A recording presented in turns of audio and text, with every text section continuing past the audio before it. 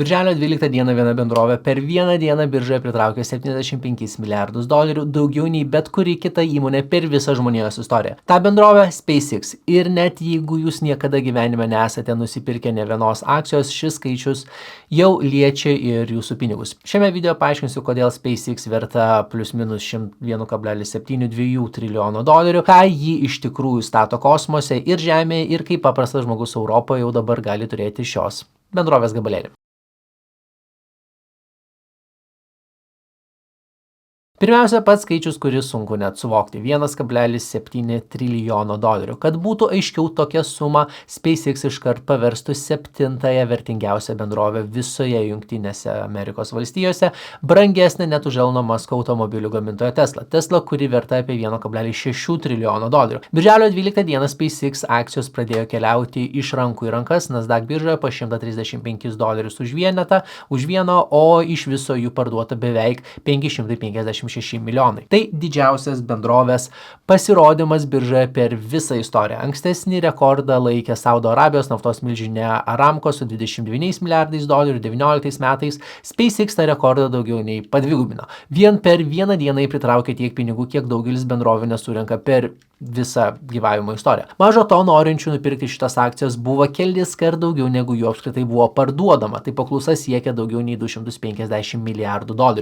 Toks alkis vienai konkrečiai akcijai pasaulinėje rinkoje pasitaiko nebent kartą per kelis dešimtmečius. Bet štai kur prasideda tikrasis galvosūkis. 2025 metais SpaceX gavo $18,7 milijardo pajamų, trečdaliu daugiau negu metais anksčiau. Skamba puikiai, tik tais pačiais metais bendrovė patyrė $4,9 milijardo nuostolį. Mažo to, investuotojai už SpaceX sumoka maždaug 95 kartus daugiau negu bendrovė per metus gauna pajamų. Tai tas pats, kas pirkti kioską, kuris per metus parduoda prekių už €1,000, o už jį prašoma 95 000.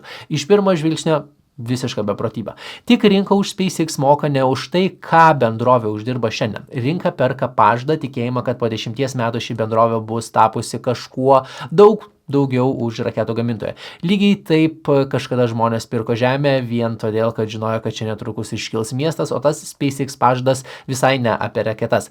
Nes SpaceX jau senai nebėra tik tais raketų gamintoja. Pati bendrovė teigia, kad rinka, kuri ji nori užimti, yra maždaug $28,5 trilijono dydžio. Tai ne viena verslo sritis, o 4, kurios pamažu suauga į vieną ir kiekviena iš jų atskirai jau būtų milžiniškas verslas, o čia visos kartu. Verta jas peržvelgti po vieną, nes būtent čia slypi atsakymas, kodėl žmonės sutinka mokėti tokią kainą. Pirmoji sritis, tai ką SpaceX moka geriausiai pasaulyje, tai kelti daiktus į kosmosą. 2025 metais SpaceX į orbitą paleido 165 kartus, pakilo 165 kartus su Falcon 9 raketom. Kad būtų aiškiau, ką tai reiškia, tai daugiau paleidimų nei per tuos metus atliko visas likęs pasaulis kartu sudėjus. Tai visos kitos šalis, visos kitos bendrovės. Ir tai ne atsitiktinumas. 2020 metais SpaceX paleido raketas 25 kartus, 21 metais 31, 22 metais 61, 23 96 kartus, 2024 jau 134, o 25 165 kartus. 6 rekordiniai metai iš eilės ir kiekvienais metais skaičius vis didesnis.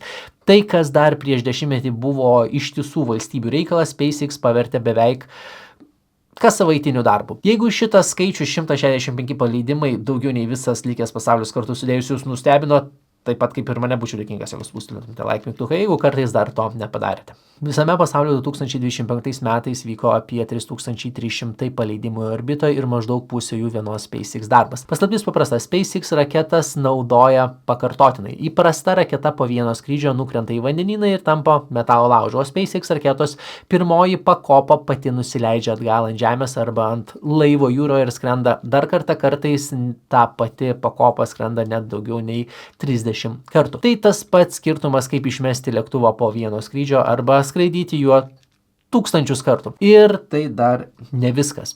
Jau 2026 metais SpaceX kelia į orbitą naują, daug didesnę raketą Starship. Į vieną jos skrydį telpa daugiau nei 100 tonų krovinio ir kiekvienas toks skrydis pakel 60 naujos kartos Starlink palydovų. Kiekvienas pigesnis paleidimas atveria duris naujam verslui, kuris anksčiau būtų buvęs tiesiog per brangus. Pigesnis kelias į kosmosą tai pamatas, ant kurio stovi viskas, ką pamatysite toliau, nes antroji sritis ta, kuri SpaceX neša tikrus pinigus. Starlink tai internetas iš kosmoso. Tūkstančiai palydovų skriejančių virš Žemės siunčia interneto signalą tiesiai į žmonių namus, net ten, kur kabelio niekada nebus, į kaimus, salas, kalnus, laivus vidury vandenyno ir netgi skraidančius lėktuvus. 2026 m.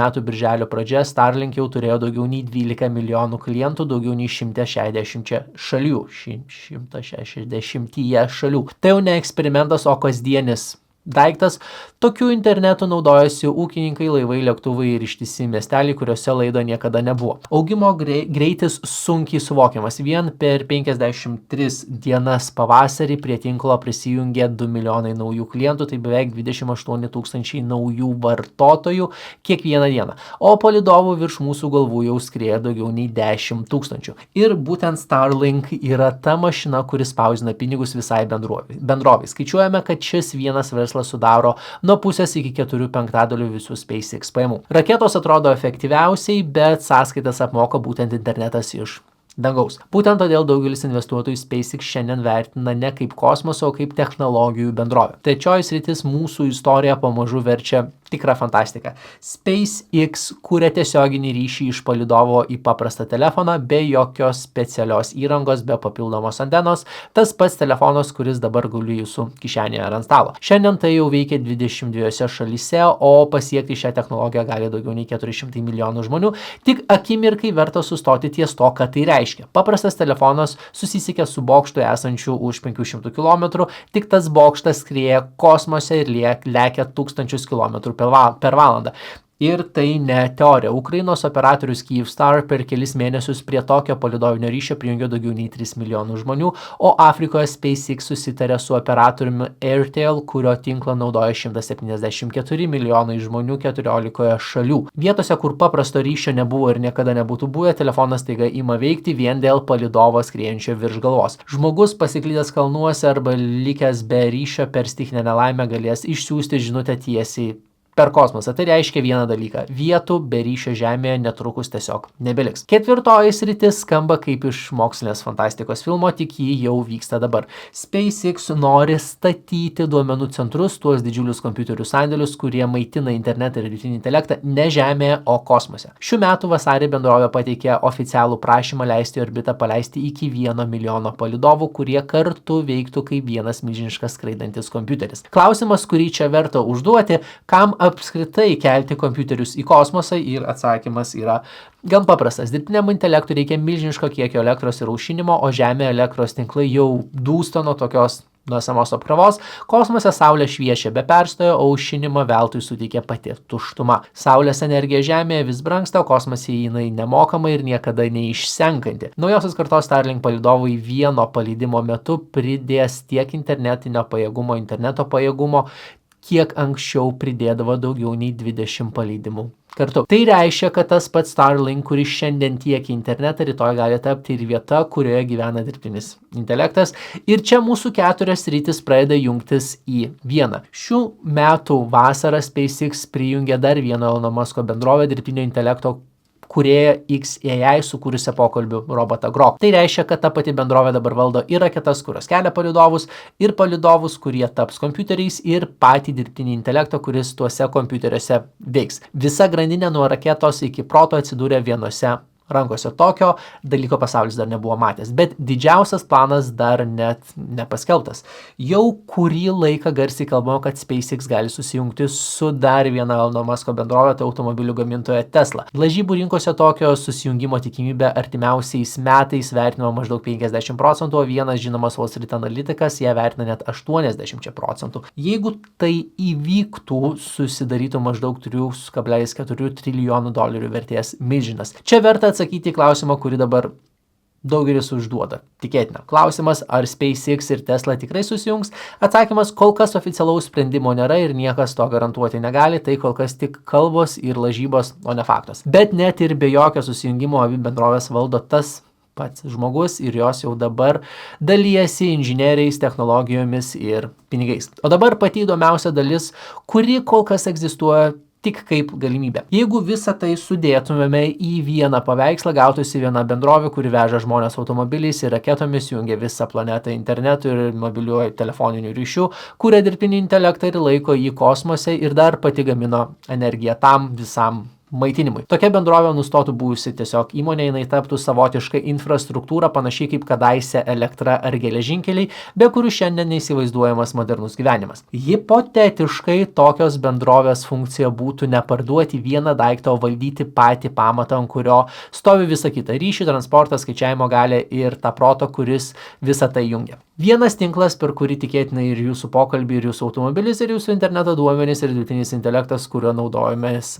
jau daugumą kasdien. O kompanijos vieta pasaulio būtų maždaug tokia pati, kokią šiandien užima elektros tinklas.